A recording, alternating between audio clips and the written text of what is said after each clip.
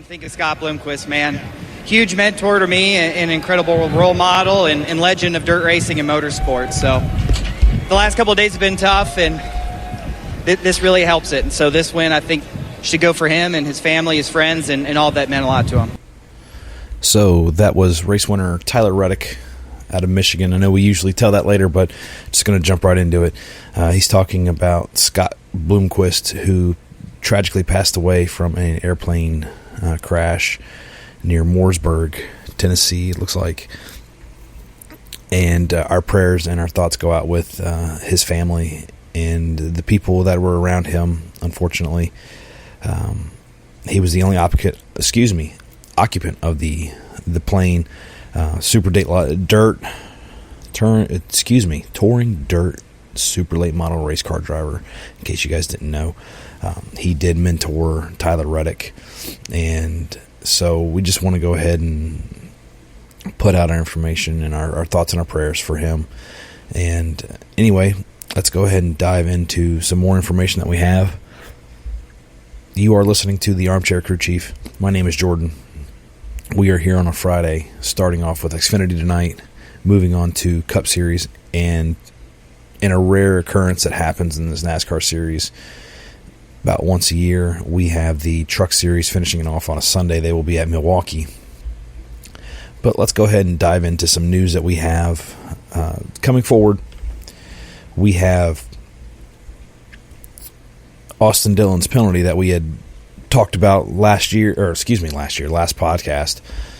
It was upheld by NASCAR, so he still does not get that win qualifying towards the playoffs and so on. Moving on to that, an even bigger penalty that happened, and this isn't even talking about, we did have a big penalty for Michigan, but the number 11 team was issued a huge penalty. And, I don't like Denny Hamlin. This is going to be interesting for him, but this wasn't even his fault. 11 team and Denny Hamlin were issued a L2 penalty for violating NASCAR's engine inspection requirements, sanctioning body announced. And they go on with the codes that they broke as well. So, as a result, Hamlin and team owner Joe Gibbs each docked 75 points and 10 playoff points, with crew chief Chris Gabehart fined $100,000. Pretty much the racing engines need to be sealed and inspected by NASCAR. What happened was TRD somehow, if you want to call it happenstance, the engine got sent back to TRD and they tore it down and then they put it back together. This was for Hamlin's Bristol win. Will no longer count towards eligibility for the Cup Series playoff advancement in the playoffs or eligibility for non-points events, tiebreakers.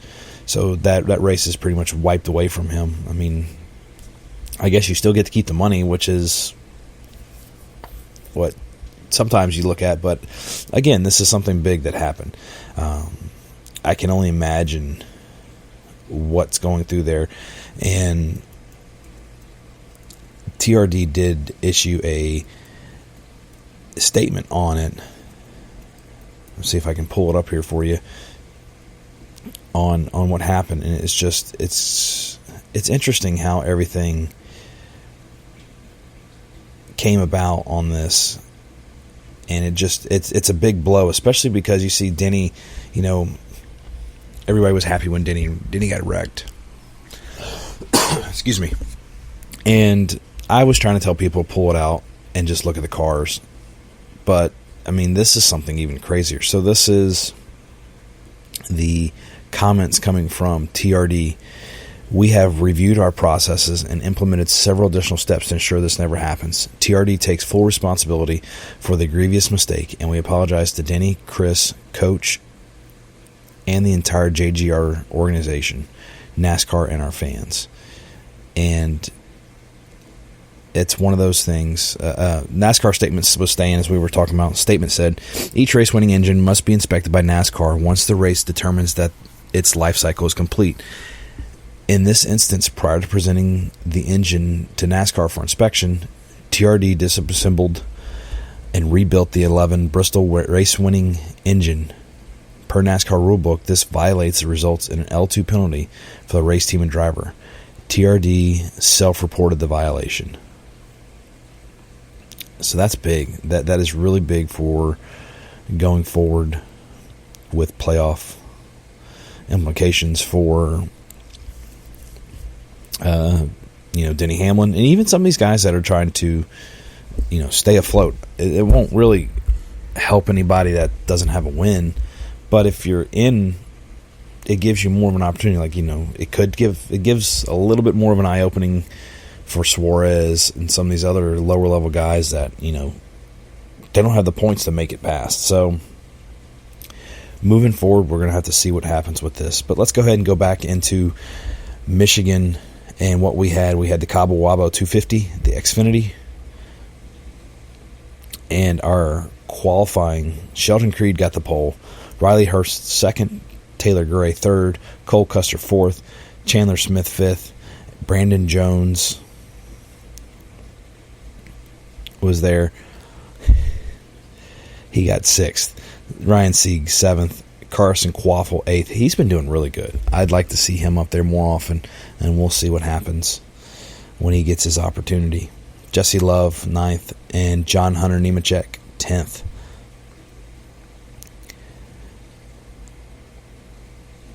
So going into this race,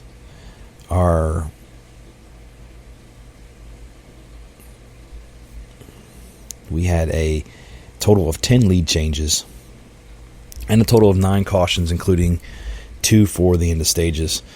Taylor Gray spun out caused the first caution, lap 16. Austin Hill, Carson Quaffle got in an incident. Custer, Mayer, Jones, Sieg, Hurst got into an incident. That put out the 5th caution. And then we had a couple cautions towards the end to round out the race. Again, we had 10 lead changes. And going into stage 1 ending, our top 5 were Lawless Allen at 5th, Allgaier 4th, Chandler Smith, Brandon Jones, Ryan Sieg got the stage 1 win. Stage 2 win, we had Sammy Smith in 5th, Taylor Gray, Allmendinger, Jesse Love, John Hunter Nemechek.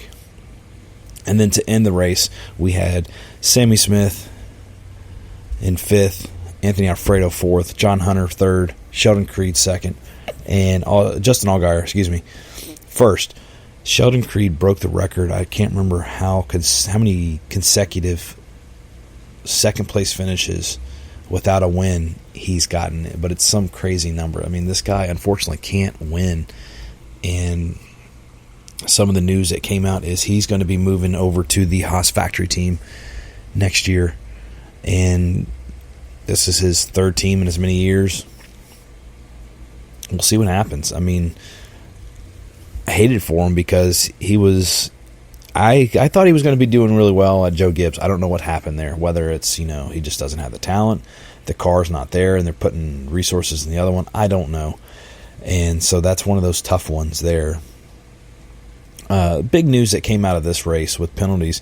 Parker Kligerman and Big Machine Racing was hit with an L1 level penalty.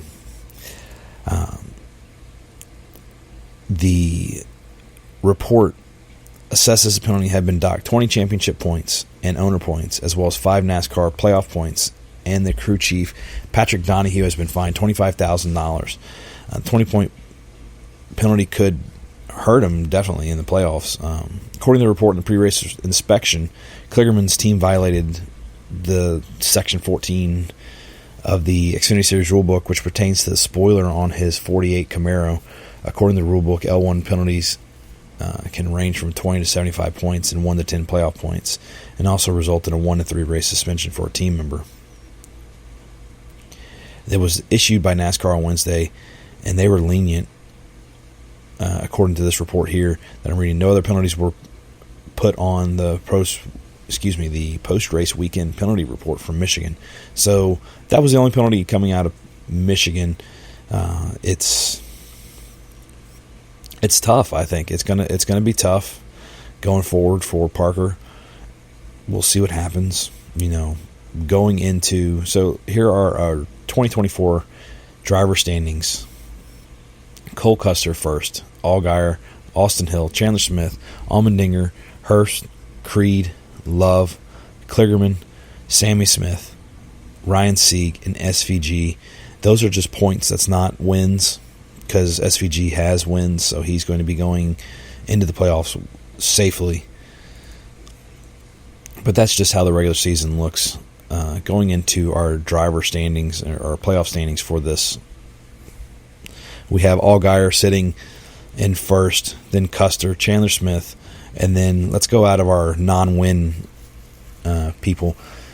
Allmendinger sitting ninth, Creed, Sammy Smith, Parker Kligerman is 12th, and that's after that penalty. I mean, he has the points, but it's going to be tough to see what happens with this. You have Ryan Sieg 1 point below Sammy Smith, and I'm assuming that's just for regular season. So that's something big to keep an eye on and see how it handles going forward. I mean, we're going to Daytona. Anything can happen in Daytona. So that's a big thing to look at there. Now, moving on to the Cup Series, we had some people get airborne. Corey LaJoie flipped. That was nuts. We have a new change in the rules where we're going to add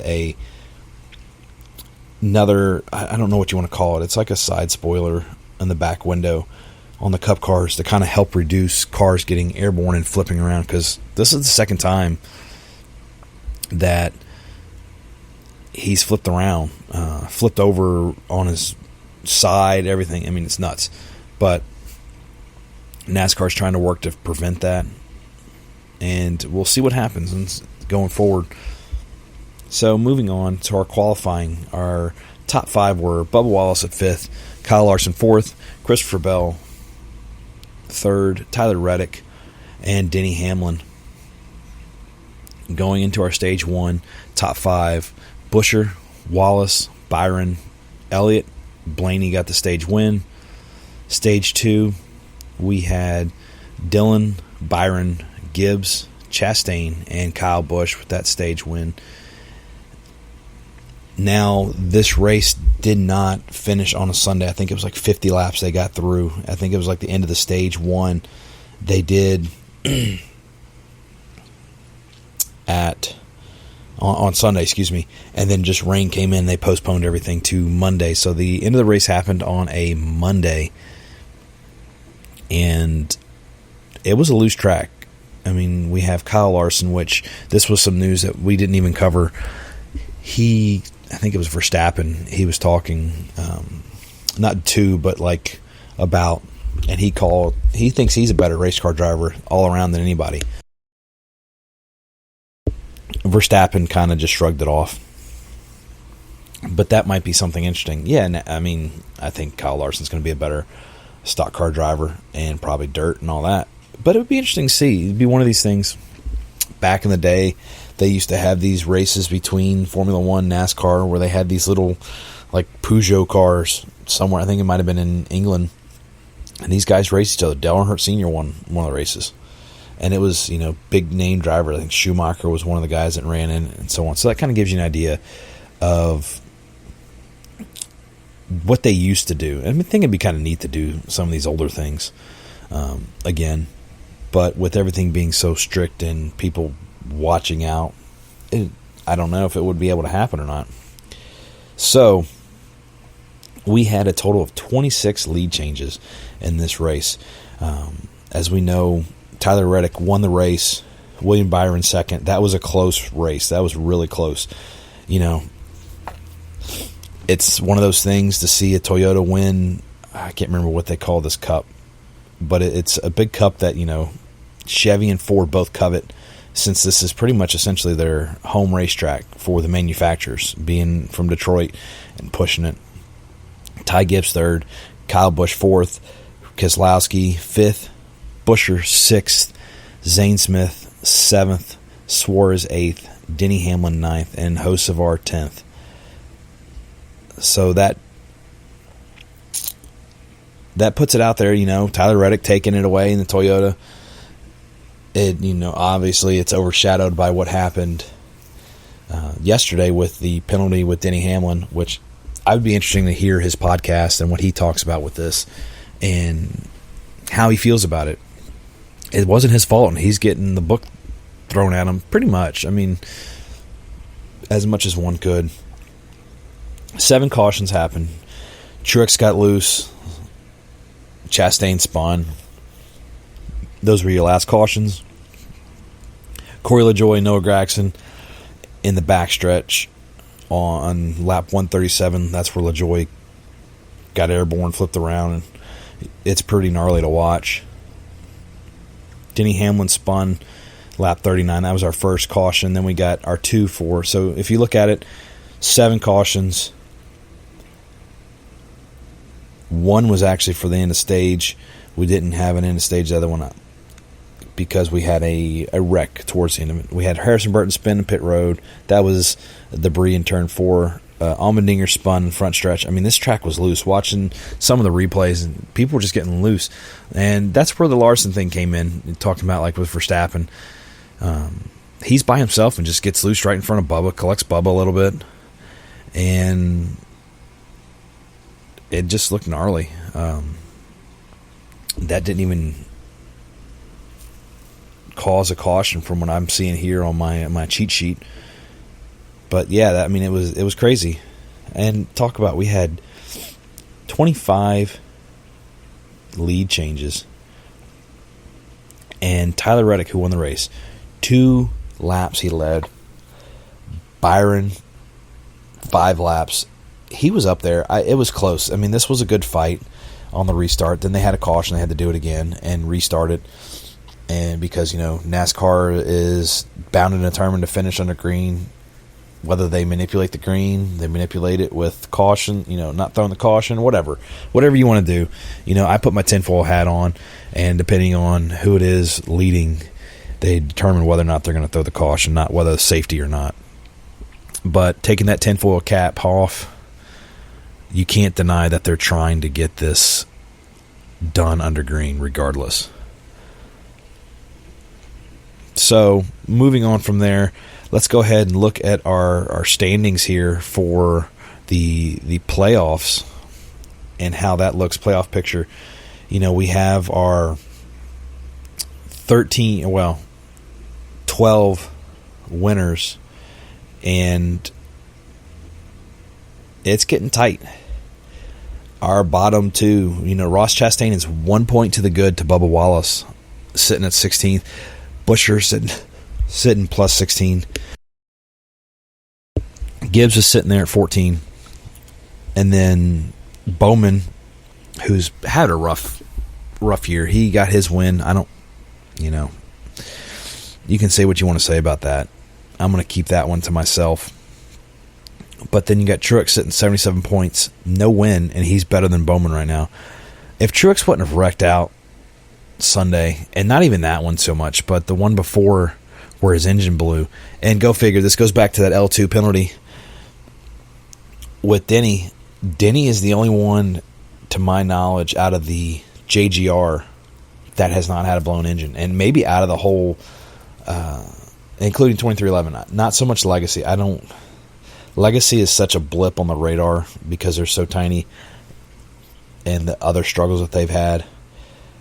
But looking at the big 5 or 6, we'll call it, I think Denny's the only one that hadn't had a blown engine. So, like Truex blew an engine. That hurt his playoff. He dropped like 40, 50 points. So, I don't know what to say about that.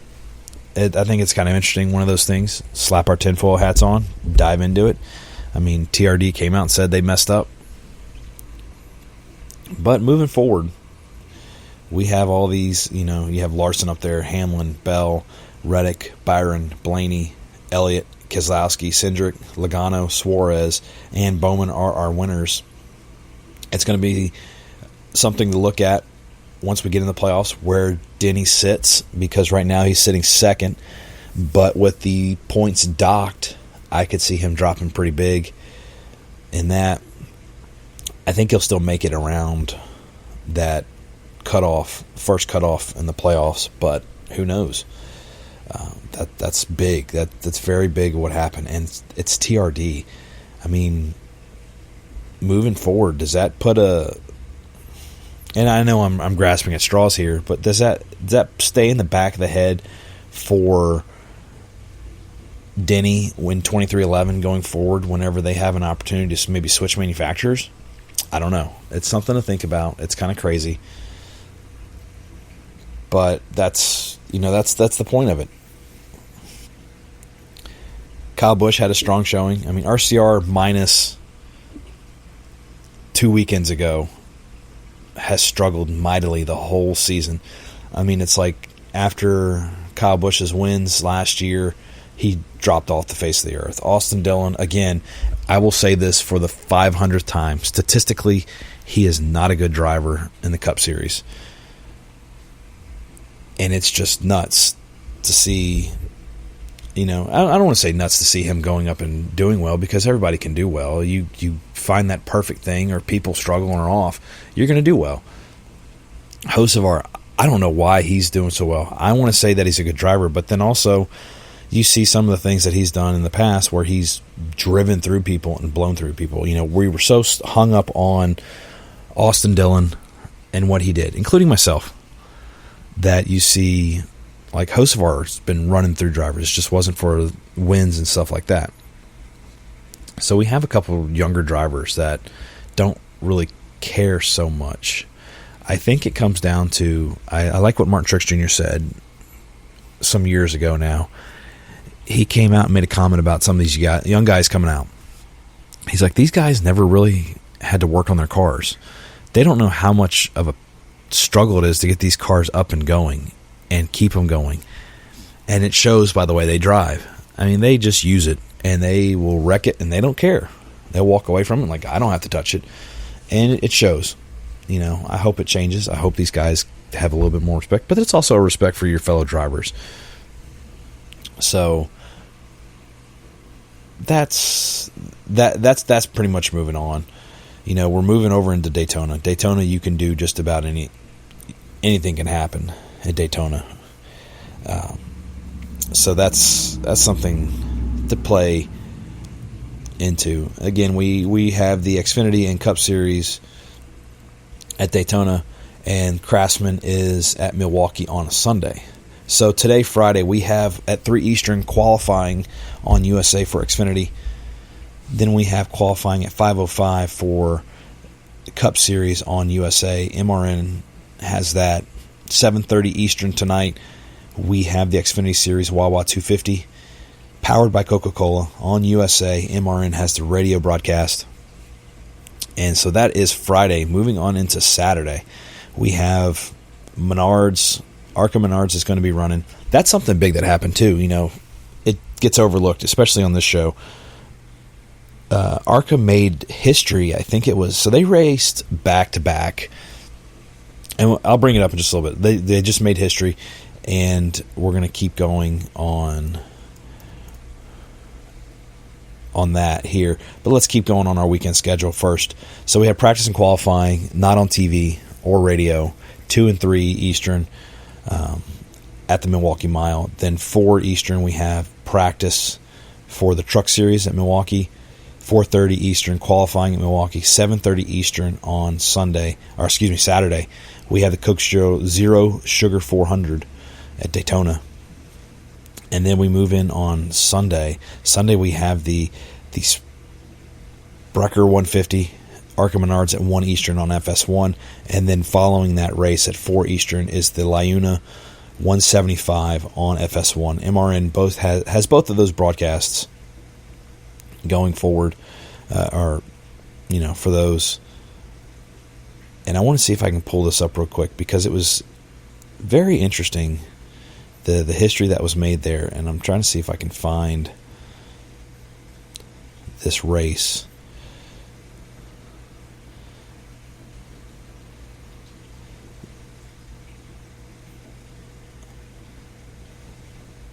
Because I think it was this one here, and it could be ARCA East.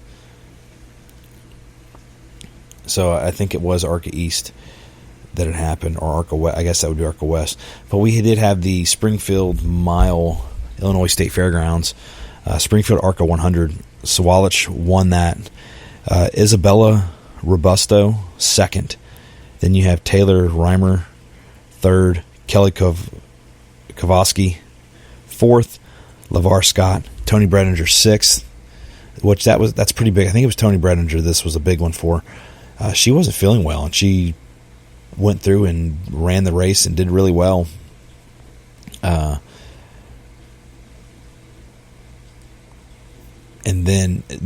So ARCA made history, and I'm trying to find out which race it was, because they had two races this weekend, and the ladies came out and they were in the top 4, I think it was, or not top 4, but like top 10. They had 4 women in there, and so that was it was pretty cool to watch. See if I can pull it up real quick.